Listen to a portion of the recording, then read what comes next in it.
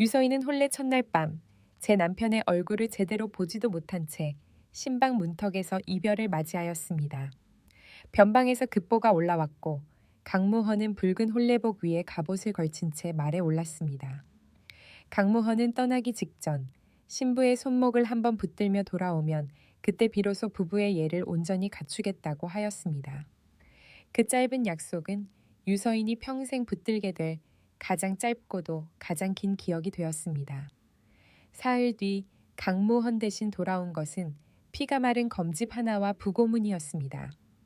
역적 무리를 토벌하다 장렬히 전사하였고 시신은 훼손이 심하여 얼굴을 확인할 수 없었다는 말이 덧붙었습니다. 유서인은 울음을 터뜨리지 못하였습니다. 사랑해서가 아니라 아직 아무것도 시작하지 못했기 때문이었습니다. 얼굴도 천도 목소리도 온전히 품어보지 못한 남자를 잃었다는 사실은 슬픔보다 먼저 억울함으로 다가왔습니다. 시댁은 어린 며느리의 상실을 위로하지 않았습니다. 대신 그들은 유서인을 가문의 절개로 단장하기 시작하였습니다. 재가를 권하는 척하다가도 끝내는 사당 앞에 세워두었고 몸을 보하는 척하다가도 창문이 닫힌 안차에 밖으로는 내보내지 않았습니다.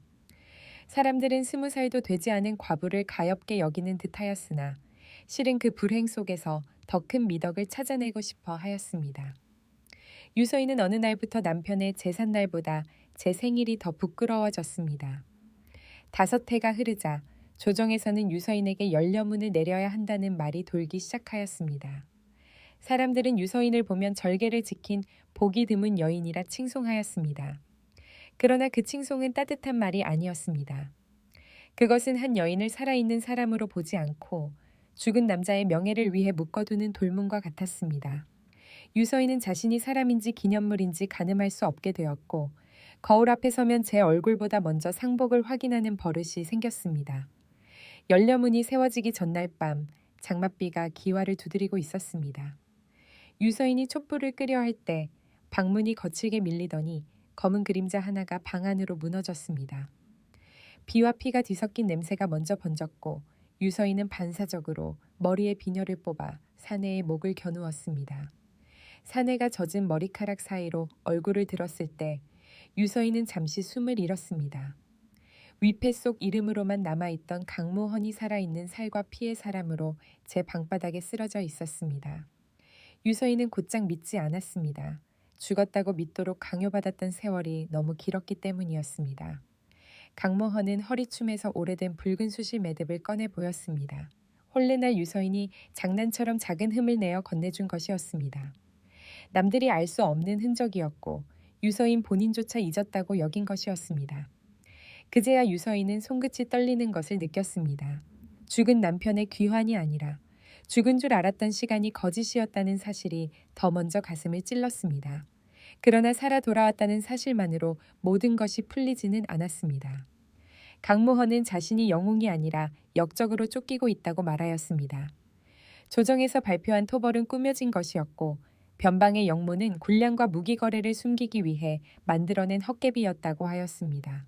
진실을 목격한 군사들은 죽거나 죽은 사람으로 처리되었고 강무헌은 우연히 살아남아 5해 동안 도망치며 증거를 모아왔다고 하였습니다.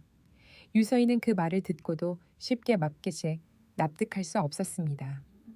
남편의 귀환이 곧바로 또 하나의 재앙이었기 때문이었습니다. 강무헌은 조태서의 이름을 조용히 꺼내었습니다. 누구보다 청렴하다는 평판을 받는 대신 바로 그 사람이 배후라고 하였습니다. 조타에서는 빼돌린 군량으로 사병을 키웠고 변방의 작은 마을 몇 곳을 역도들의 근거지로 꾸며 몰살시킨 뒤 포상과 충절을 독차지하였다고 하였습니다. 강무헌의 부대는 그 사실을 알아버렸고 장수들은 포상을 받는 줄 알고 함정으로 들어가 죽었습니다. 나라에서는 충신이라 부르던 사람을 믿을 것인지 눈앞에서 피를 흘리는 남편을 믿을 것인지 유서인은 그 밤 단숨에 선택할 수 없었습니다. 새벽이 가까워질수록 골목은 더 소란스러워졌습니다. 포도청 군사들이 집집마다 들이닥치며 역적을 수색한다는 외침이 들려왔고 선두에는 유도겸이 서 있었습니다. 유도겸은 유서인의 친오라비였으나 이제는 법과 조정의 명을 먼저 따르는 사람으로 더 많이 알려져 있었습니다. 유서인은 망설일 틈도 없이 강무헌을 사당 뒤편 제청으로 숨겼습니다.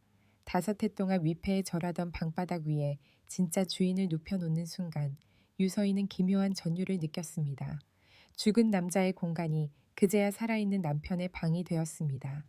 강무헌의 상처는 생각보다 깊었습니다. 비에 젖은 옷을 벗겨내자 옆구리와 등판을 길게 가른 칼자국이 드러났고 오래 덧나 있었는지 상처 가장자리가 검게 변해 있었습니다. 유서인은 처음에는 분노로 손이 떨렸습니다. 5해 동안 한 번도 소식조차 전하지 못한 사람이 이제 와 제 손길을 받는다는 사실이 얄미웠습니다. 그러나 천에 피가 번질수록 분노보다 연민이 먼저 스며들었습니다. 유서인은 약과 붕대를 가져와 손수 상처를 닦고 감싸주었습니다. 붕대를 감던 중 강무헌의 시선이 유서인의 손목에 머물렀습니다. 홀레날 채워준 홍실 팔찌가 상복 소매 안에 여전히 남아 있었기 때문이었습니다. 유서인은 얼른 소매를 내렸으나 이미 늦었습니다. 강무헌이 왜 아직도 그것을 지니고 있느냐고 묻자 유서인은 지킨 것이 아니라 뺏기지 않은 것뿐이라고 답하였습니다. 그 말에는 5해의 모욕이 고스란히 담겨 있었습니다.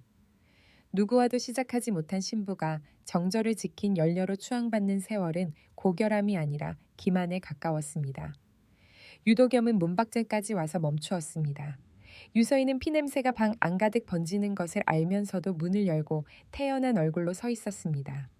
유도겸은 한참 동안 누이의 얼굴을 살피더니 이 집안에 누구를 숨기고 있느냐고 물었습니다. 유서인은 죽은 사람들 뿐이라고 답하였습니다. 거짓을 모른 척 넘기는 것인지 정말 믿는 것인지 알 수 없는 침묵이 잠시 흐른 뒤 유도겸은 군사들을 물리고 돌아섰습니다. 그 침묵은 칼날 위에 잠시 발을 올려놓은 듯 위태로웠습니다. 유도겸이 돌아간 뒤 강무헌은 오래 망설이다 최연화의 이름을 꺼냈습니다. 도망치던 자신을 처음 숨겨준 사람이 최연화였다고 하였습니다. 한양에서는 강무헌과 최연화 사이에 한때 좋지 않은 소문이 돌았고 유서인도 그 이야기를 들어 알고 있었습니다. 유서인은 자신도 모르게 얼굴이 굳어졌습니다. 5해 동안 위패를 끌어안고 산 여인이 질투를 느낀다는 것이 우스웠으나 바로 그 우스운 감정이 상처처럼 선명하였습니다.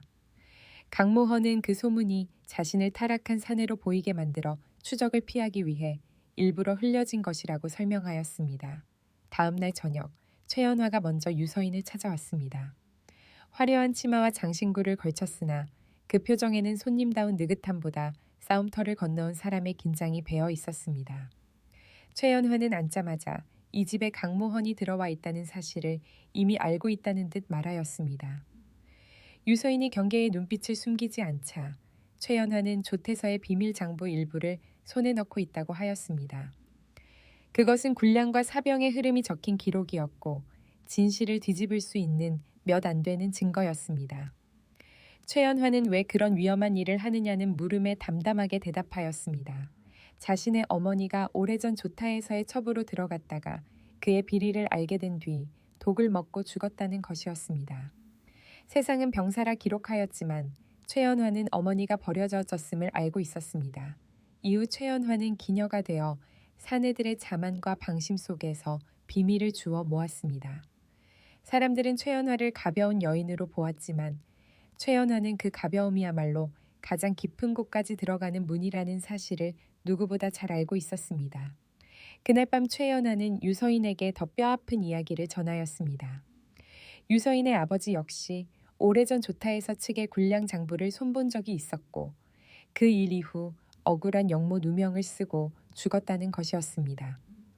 조태서는 남은 흔적을 치우기 위해 그 딸인 유서인을 충신 집안에 시집 보냈고 동시에 강무헌과의 혼인으로 두 가문의 입을 한꺼번에 묶어두었다고 하였습니다. 유서인은 재혼인마저 누군가의 계산 속에 놓여 있었다는 사실에 몸이 식는 것을 느꼈습니다. 남편의 죽음뿐 아니라 결혼의 시작부터 남의 손에 짜인 판이었다는 사실은 모욕을 넘어 허무에 가까웠습니다. 유서인은 그날 처음으로 강무헌을 매섭게 몰아세웠습니다. 이 혼인의 뒷사정을 알고도 자신을 아내로 맞이하였느냐고 물었습니다. 강무헌은 처음에는 몰랐고 살아남은 뒤에야 그 사실을 알게 되었다고 하였습니다. 그러나 유서인을 다시 찾은 데에는 진실을 밝히기 위한 계산도 분명히 있었다고 인정하였습니다. 사랑만으로 돌아왔다고 말하지 않는 정직함이 오히려 더 큰 상처를 남겼습니다. 유서인은 뺨을 때리고 싶을 만큼 분노하였지만 동시에 그 반쪽 진실 속에서만 겨우 믿을 수 있는 무엇을 보았습니다. 며칠 뒤 조태서가 유서인을 따로 불러들였습니다. 겉으로는 열려문 하사를 축하하고 가문의 영예를 치하하는 자리였습니다. 그러나 시중드는 이들이 물러난 뒤 조태서는 목소리를 낮추어 젊은 과부가 외로움에 못 이겨 어리석은 일을 저지르는 경우도 있으니 스스로 몸가짐을 조심해야 한다고 말하였습니다. 그 손끝이 유서인의 소매자락을 스치자 유서인은 등골이 서늘해지는 것을 느꼈습니다. 조태서는 위엄으로 사람을 누르는 인물이 아니었습니다. 다정한 말과 온화한 시선 속에 협박을 감추는 데 능한 사람이었습니다. 그날 밤 유서인은 방으로 돌아와 오래 손을 씻었습니다. 조태서의 손길이 실제보다 더 오래 남아있는 듯하여 견딜 수 없었습니다. 강무헌은 그런 유서인의 기색만으로도 무슨 일이 있었는지 짐작하였습니다. 두 사람은 처음에는 아무 말도 하지 않았습니다. 말로 옮기는 순간 더럽혀질 것 같은 침묵이 있었습니다. 한참 뒤 유서인이 자신은 살아있는 사람으로 취급받고 싶은 적이 거의 없었다고, 늘 누군가의 이름 아래 놓인 채 숨만 쉬어 왔다고 말하자 강무헌은 그저 곁에 조용히 앉아 있었습니다. 그 밤 두 사람은 비로소 같은 이불 아래 누웠습니다. 그것은 젊은 연인들의 조급한 열기와는 거리가 멀었습니다. 5해 동안 미뤄진 초야이자 죽은 사람으로 살았던 시간에 대한 뒤늦은 확인이었습니다. 유서인은 처음으로 제 몸이 남편의 위패가 아니라 살아있는 사람의 천을 기억하게 되는 순간을 받아들였습니다. 강무헌도 아무 말 없이 유서인의 손을 오래 쥐고 있었습니다. 두 사람은 사랑이 무엇인지 선명하게 말할 수는 없었으나 적어도 그 밤만큼은 서로가 거짓말 속에서 빼앗겼던 시간을 조금이나마 되찾고 있다고 느꼈습니다. 며칠 뒤 유서인은 몸의 변화를 알아차렸습니다. 월경이 끊기고 아침마다 속이 울렁거렸습니다. 의녀를 불러 맥을 짚게 할 수도 없었고 그렇다고 모른 척하기에도 몸은 너무 정확하였습니다. 죽었다고 세상이 믿는 남편의 아이가 제 뱃속에 들어섰을지 모른다는 사실은 이상할 만큼 슬프고 또 기이하게 따뜻하였습니다. 만약 이 사실이 먼저 드러난다면 유서인은 한순간에 열녀에서 음탕한 과부로 뒤바뀔 것이 분명하였습니다. 세상은 여인의 사정을 듣기보다 이름을 붙이는 데 훨씬 능숙하였습니다. 유도겸은 누이의 창백한 얼굴과 의녀를 부르지 못하는 사정을 통해 이미 많은 것을 짐작한 듯하였습니다. 어느 날 유도겸은 짧은 기록이 적힌 종이 한 장을 가지고 와 유서인 앞에 섰습니다. 유도겸은 그것을 유서인에게 건네는 대신 등잔불에 태워버렸습니다. 그리고 오늘 이후 자신은 아무것도 본 적이 없다고 말하였습니다.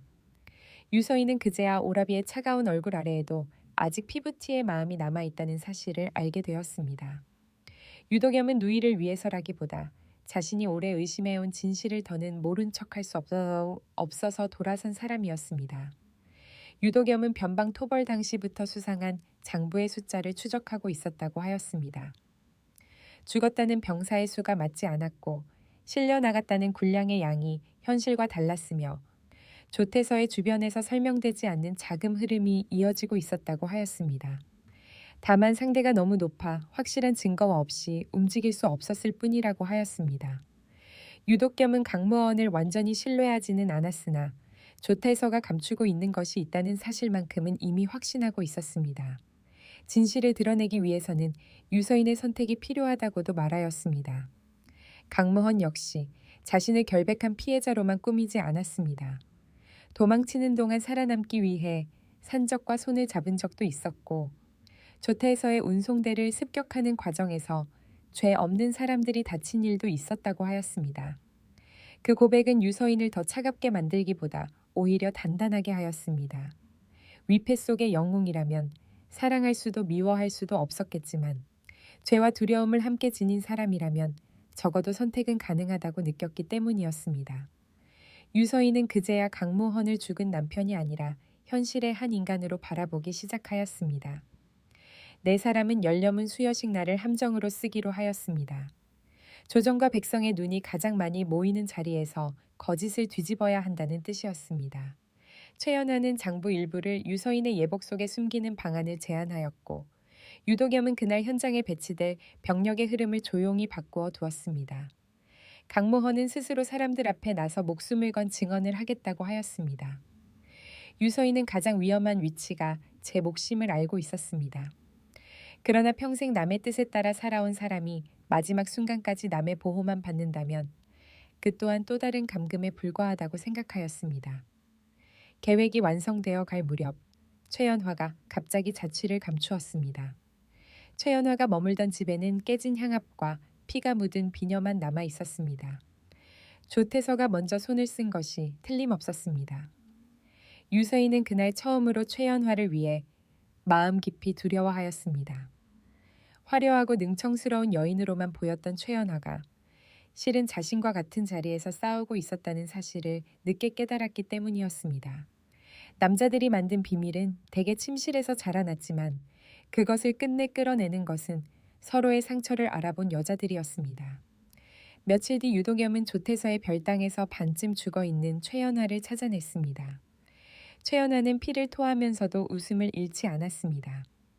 최연화는 유서인에게 옷 속 장부는 가짜이며 진짜 기록은 열려문 현판 뒤에 숨겨두었다고 전해달라 하였습니다. 조태서는 늘 여자의 몸부터 의심하지 돌기둥이나 현판 뒤는 살피지 않는다고 마지막까지 사람의 시선을 비웃는 말을 남겼습니다. 최연화는 며칠을 더 버티지 못하고 세상을 떠났습니다. 이름 없이 살았던 사람답게 죽음마저 조용하였습니다. 그러나 남긴 흔적은 누구보다 컸습니다. 수여식 전날 밤 강모헌은 자신이 사라져야 한다고 말하였습니다. 자신이 계속 살아있는 사람으로 드러나면 유서인과 아이까지 모두 역적의 가족으로 묶일 것이라 하였습니다. 유서인은 오래 침묵하다가 강모헌이 다시 죽은 사람으로 남는다면 자신은 평생 2번 장례를 치르는 셈이라고 말하였습니다. 그리고 한 번은 남의 뜻에 따라 다음 한 번은 제 비겁함 때문에 잃게 되는 것이라고 덧붙였습니다. 강모헌은 그 말을 듣고 더는 떠나겠다는 말을 하지 못하였습니다. 두 사람은 같은 방에 앉아 밤이 새도록 말없이 숨소리만 들었습니다.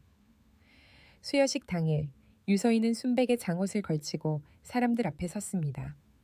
마을 사람들과 관리들, 구경 나온 부녀자들까지 모두가 유서인을 한 번쯤 바라보았습니다. 그 시선에는 존경도 있었으나 호기심과 은근한 잔혹함도 섞여 있었습니다. 젊고 아름다운 과부가 평생 정절을 지키겠다고 맹세하는 장면은 조선의 도덕이 가장 즐겨 소비하는 구경거리 가운데 하나였습니다. 유서인은 자신이 칭송받는 만큼 이미 희생물로 정해져 있다는 사실을 또렷이 깨달았습니다. 조태서는 사람들 앞에서 유서인을 칭찬하는 충문을 읽었습니다. 충신의 아내이며 절개의 본보기이며 여인의 귀감이라는 말이 천천히 이어졌습니다. 충문이 끝나갈 무렵 유서인은 무릎을 꿇지 않고 천천히 일어섰습니다. 군중의 웅성거림이 일었으나 유서인은 멈추지 않았습니다. 머리에 비녀를 뽑아 장옷끈을 끈 차 흰 겉옷이 바닥으로 미끄러져 내렸고 안쪽에 받쳐 입은 붉은 적삼이 모습을 드러냈습니다. 그것은 절개의 색이 아니라 살아있는 피의 색이었습니다. 유서인은 떨리는 목소리를 억누르며 자신은 연려가 아니라고 말하였습니다. 제 남편은 죽지 않았고 자신은 그 남편의 아이를 베고 있다고 하였습니다. 순식간에 마당은 뒤집혔습니다. 조금 전까지 칭송을 보내던 입들이 이제는 수궁어림과 경멸로 바뀌었습니다. 조태서는 기다렸다는 듯 분노한 얼굴을 지으며 나라를 속인 음행이라 외쳤습니다. 그러나 유서인은 그보다 먼저 나라가 자신을 속였다고 죽지 않은 사람을 죽은 사람으로 만들고 죄 없는 이들을 역적으로 꾸민 것은 조정이었다고 소리 높여 말하였습니다. 그 순간 사람들 틈을 가르며 강모헌이 걸어 나왔습니다. 5년 전 죽었다고 알려진 장수가 살아있는 얼굴로 나타나자 마당은 마치 얼어붙은 듯 조용해졌습니다. 강모헌은 자신이 목격한 변방의 학살과 가짜 영모, 굴량 거래의 실상을 차분하게 증언하였습니다. 또한 도망치는 동안 자신이 저지른 잘못도 숨기지 않았습니다. 자신이 깨끗한 사람은 아니나 적어도 역적은 아니라고 말하였습니다. 그 자백은 핑계 없는 고백이어서 사람들 앞에서 더 큰 힘을 가졌습니다. 바로 그때 유도겸이 앞으로 나와 조타에서의 관인이 찍힌 군량 장부와 사병 명단을 펼쳐 보였습니다. 이어 군사들이 열려문 현판 뒤에 숨겨둔 진짜 장부를 꺼내자 조태서의 얼굴은 처음으로 온화함을 잃었습니다. 조태서는 마지막까지 모든 것이 유서인의 계략이라 우기며 과부의 음행이야말로 가장 손쉬운 거짓이라는 듯 몰아세웠습니다. 그러나 이미 수치와 계산이 빼곡한 장부 위에는 말로 뒤집을 수 없는 숫자와 흔적이 남아 있었습니다. 백성들은 그제야 칭송과 경멸이 얼마나 쉽게 뒤집히는지, 그리고 그 뒤집힘이 얼마나 잔인한지 제 눈으로 보고 있었습니다. 궁지에 몰린 조타에서는 품속에 숨겨둔 짧은 칼을 꺼내 들었습니다. 노구라 하기에는 너무 빠른 몸놀림으로 조태서는 유서인 쪽으로 달려들었습니다. 그가 노린 곳이 유서인의 배라는 사실을 알아차리는 데는 긴 시간이 필요하지 않았습니다. 강모헌이 먼저 몸을 던져 칼을 막았고 유도겸의 검이 뒤따라 조태서의 손목을 베었습니다. 피가 사방으로 튀었고 사람들은 비로소 진짜 비명이 무엇인지 알게 되었습니다. 조태서는 그 자리에서 제압되었고 마당 한가운데에는 강모헌의 피가 천천히 번져갔습니다. 유서인은 무너지는 강모헌을 부여잡았습니다. 강모헌은 이미 얼굴에서 핏기가 빠져나가고 있었으나 마지막 힘을 모아 유서인의 배 위에 손을 올렸습니다. 그리고 이번에는 제대로 돌아온 셈이냐고 웃는 듯한 목소리로 묻었습니다. 유서인은 울지 않으려 하였으나 끝내 눈물을 삼키지 못하였습니다. 강모헌은 그 손길을 느끼며 조용히 숨을 거두었습니다. 5해 동안 죽은 사람으로 살아오던 남자는 진실이 드러난 바로 그날에야 비로소 자기 이름으로 죽었습니다. 이후 조타에서는 모든 죄가 드러나 국문을 받았고 유도겸은 공을 세우고도 벼슬길을 스스로 물러났습니다. 최연화의 이름은 공식 기록 어디에도 크게 남지 않았으나 조태서를 무너뜨린 결정적인 증거와 마지막 단서는 모두 최연화가 남긴 것이었습니다. 유서인은 사람들로부터 더 이상 열녀라 불리지 않았고 그렇다고 함부로 음탕한 여인이라 손가락질 받지도 않았습니다. 누구는 동정하였고 누구는 끝까지 수군거렸으나 유서인은 이제 어떤 이름도 제3 전체를 대신할 수 없다는 사실을 알고 있었습니다. 해가 바뀌어 아이가 태어났을 때 유서인은 사당 한쪽에 강무원의 위패를 새로 모셨습니다. 이번 위패는 예전과 달랐습니다. 국가가 꾸며낸 허위의 충신이 아니라 잘못도 있었고 두려움도 있었으나 끝내 진실을 외면하지 않은 한 인간의 이름으로 적었습니다. 유서인은 때때로 아이를 품에 안고 위패 앞에 앉아 당신은 2번 죽었지만 나는 그 2번의 죽음 끝에서야 비로소 살게 되었다고 속삭이곤 하였습니다. 유서인은 끝내 열려문을 세우지 않았습니다. 대신 허물어진 기둥 자리에 매화 한 그루를 심었습니다. 꽃은 봄마다 피었다가 조용히 졌고 누구의 칭송도 받지 않았습니다. 유서인은 그것이 오히려 마음에 들었습니다. 돌무는 사람을 묶어두지만 나무는 계절을 따라 살아갑니다. 남들이 붙여주는 이름 속에 갇혀 살아온 세월 끝에서 유서인은 처음으로 자기 삶을 자기 손으로 돌보는 법을 배웠습니다. 그리하여 이 이야기는 역적의 아내에 대한 소문으로 남지 않았고 한 여인이 마침내 사람으로 살아가게 된 기록으로 남게 되었습니다.